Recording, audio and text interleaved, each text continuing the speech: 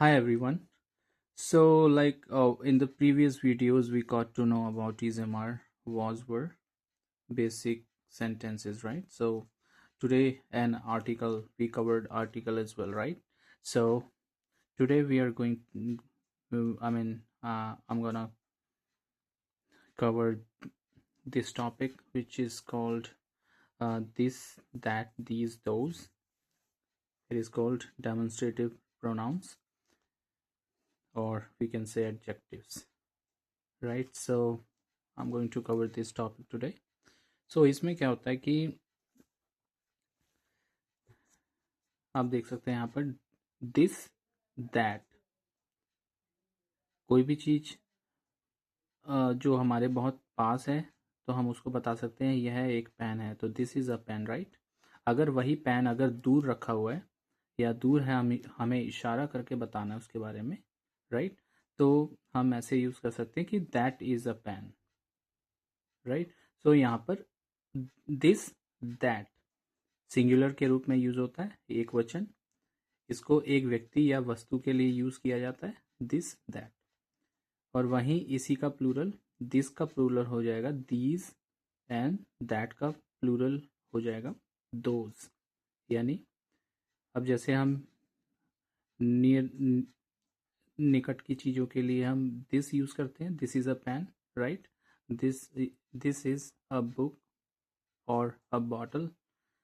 तो हम एक से ज़्यादा कोई भी चीज़ें जैसे प्लूरल है तो हम दीज आर बुक्स। अब यहाँ पर सिंगुलर के लिए आर्टिकल यूज नहीं करेंगे क्योंकि प्लूरल हो गया। तो दीज आर बुक्स। कोई भी चीज पास हो और ज्यादा हो तो हम दीज का यूज करेंगे, जैसे this is a pen, these are books, right? तो दिस का प्लूरल दीज हो जाएगा।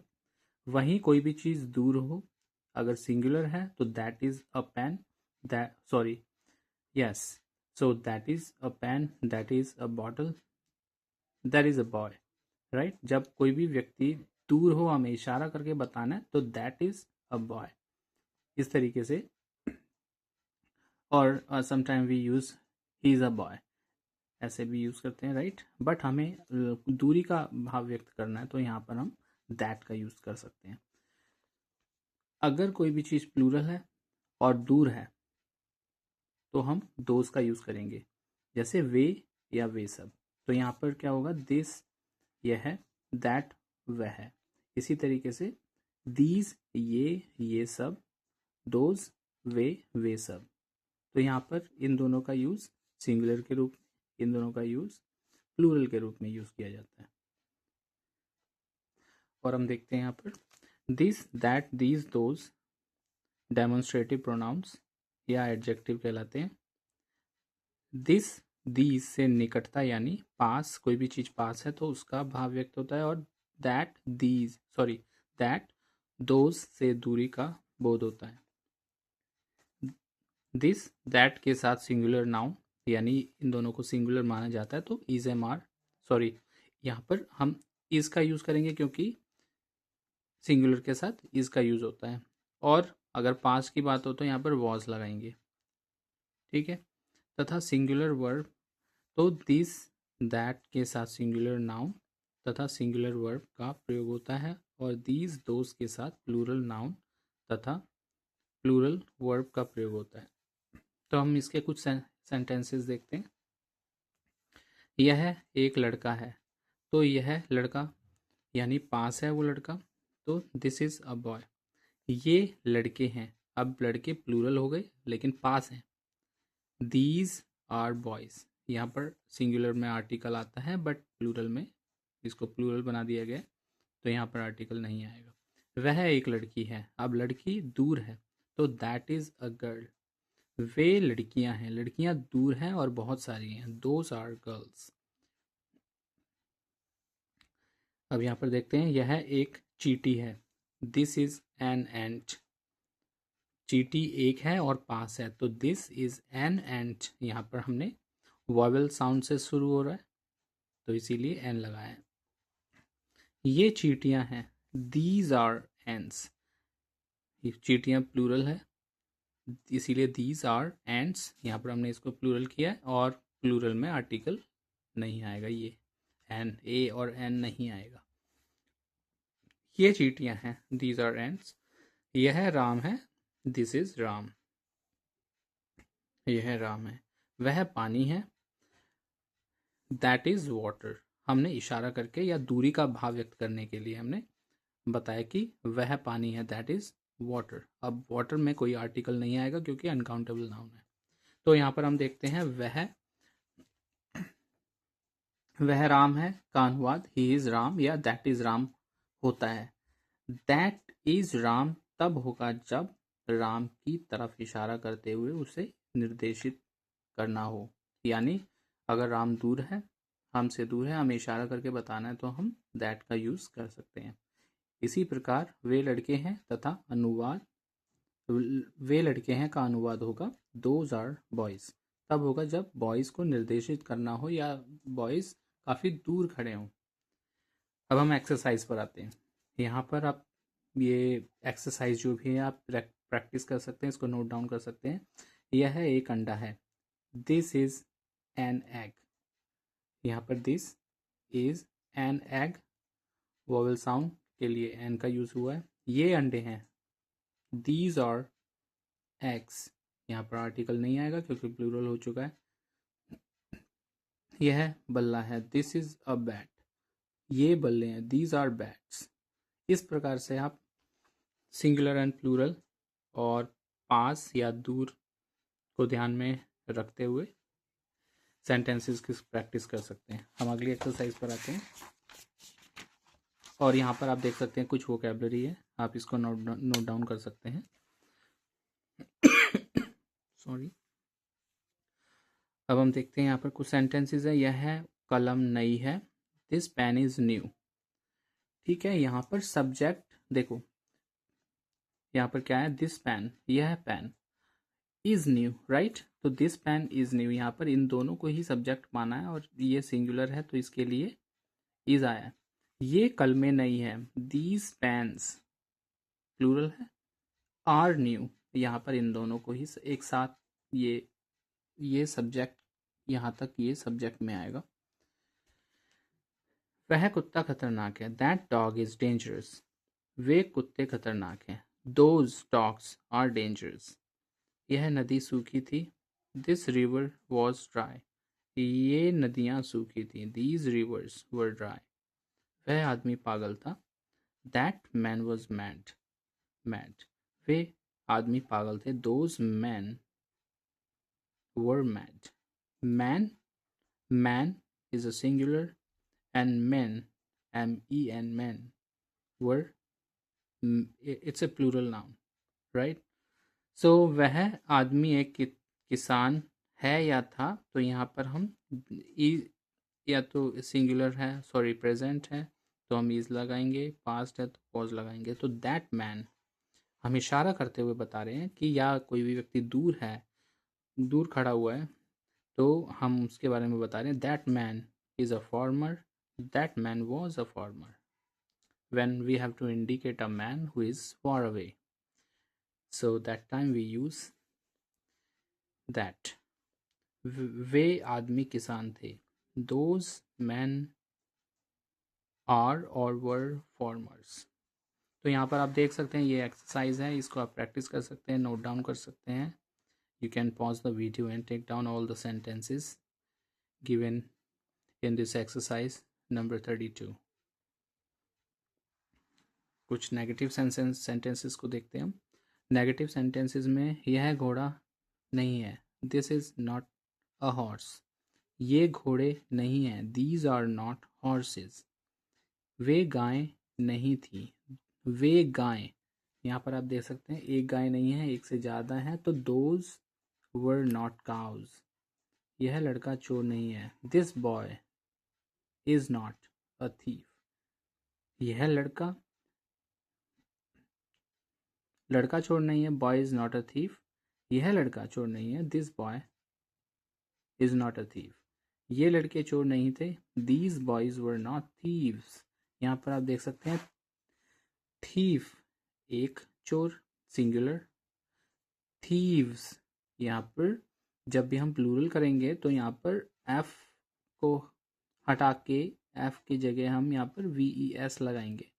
Thief, thieves, right. इस चीज़ को ध्यान रखेंगे। प्लूरल प्लूरल में थीव का थीव्स होगा। यहाँ पर ES लगा हुआ है, VES। यहाँ पर हमने F को हटाकर यहाँ पर VES लगाया है। वे पेड़ हरे नहीं हैं, these trees are not green. ये लड़के बुरे नहीं थे, these boys were not mad. अब हम यहाँ पर देखते हैं एक्सरसाइज नंबर 33। यह राम नहीं है, सॉरी वह राम नहीं है, दैट इज नॉट राम। यहाँ पर आर्टिकल ए नहीं आएगा, ठीक है। वह राम नहीं है, तो so that is not Ram. यह घी नहीं है, this is not ghee. What we can say, या घी को घी बोलेंगे।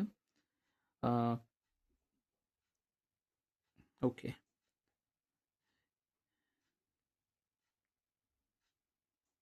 अब हम देखते हैं यहाँ पर कुछ ऐसा भी होता है, कस्टर्ड मिल्क, अभी मुझे कुछ याद नहीं आ रहा है कि प्रॉपर घी को क्या बोलेंगे। हम घी नॉर्मली यूज़ कर सकते हैं। सो यह एक बंदर है, बंदर नहीं है। This is not a monkey, this is not a monkey. ये बंदर नहीं, these are not monkeys, right. So हम इस एक्सरसाइज को कवर करेंगे।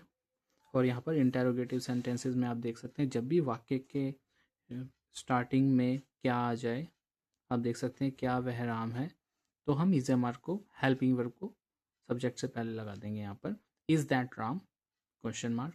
Is that an ox, vowel sound, an लगा हुआ है यहाँ पर। और ये इंटेरोगेटिव सेंटेंस है, हमने क्वेश्चन मार्क लगाया। क्या वे बैल हैं, क्या वे। आर दोज, यहाँ पर प्लूरल है तो दोज आर होता है, लेकिन यहाँ पर वाक्य में क्या पहले आया, तो हमने इससे सब्जेक्ट से पहले आर का यूज़ किया है। आर दोज, हमने यहाँ पर ऑक्सन लगाया क्योंकि ऑक्स का प्लूरल ऑक्सन होता है, राइट। एक बैल के लिए एन ऑक्स लगाएंगे, एक से ज़्यादा बैल हैं तो हम ऑक्सन बोलेंगे। इस चीज़ का ध्यान रखेंगे, यहाँ पर नोट करने वाली चीज़ है, ठीक है। हम वोकेबलरी के लिए हमें याद रखना होगा। क्या यह गांव था, वॉज दिस अ विलेज। क्या यह गांव था, पास्ट की बात हो रही है यहाँ पर। क्या यह लड़का नौकर है, is this boy a servant, यहाँ पर क्वेश्चन मार्क। इसी प्रकार से हम सेंटेंसेस हमने कवर किए हैं। क्या वह लड़का खिलाड़ी था, was that boy a player, interrogative sign. क्या वे लड़के खिलाड़ी थे, वर दोज बॉयज प्लेयर्स। अब यहाँ पर देख सकते हैं, यहाँ पर दोज लड़के दूर भी हैं, राइट। यहाँ पर इस चीज़ का ध्यान रखेंगे। क्या यह लड़का नौकर है, इज दिस बॉय हम नियर, कोई लड़का पास है, हम हमारे पास आसपास ही है, बिल्कुल पास है, तो हम is this boy a servant, क्या यह लड़का सर्वेंट है। क्या ये लड़के नौकर हैं, आर दीज बॉयज, यहाँ जो लड़के या लड़का जो भी है, पास की बात हो रही है। यहाँ पर देखो, क्या ये वह लड़का खिलाड़ी था, was that boy a player. जब हम किसी के बारे में, कोई व्यक्ति दूर है, हम उसके बारे में बता रहे हैं, तो क्या होगा, तो हम इशारा करते हुए तो वहाँ पर दैट का यूज़ करेंगे। क्या वे लड़के खिलाड़ी थे, वर दोज बॉयज प्लेयर्स, राइट। जब कुछ लड़के दूर हैं, हमसे दूर हैं, हमें इशारा करके उनके बारे में बताना पड़ रहा है, तो हम वहाँ पर दोज बॉयज, और यहाँ पर प्लूरल है, खिलाड़ी प्लेयर्स, राइट। प्लूरल नाउन है, तो हम इसीलिए यहाँ पर हमने प्लेयर्स यानी एस प्लस वर, इस चीज़ का ध्यान रखेंगे कि कहाँ पर कैसे यूज़ हो रहा है। अब ये कुछ सेंटेंसेस हैं, कुछ प्रैक्टिस हैं, आप कर सकते हैं।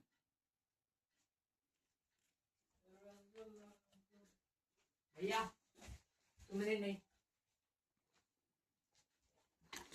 तो अब हम इसको कवर कर रहे हैं, ये लास्ट एक्सरसाइज कवर होने वाली है। यहाँ पर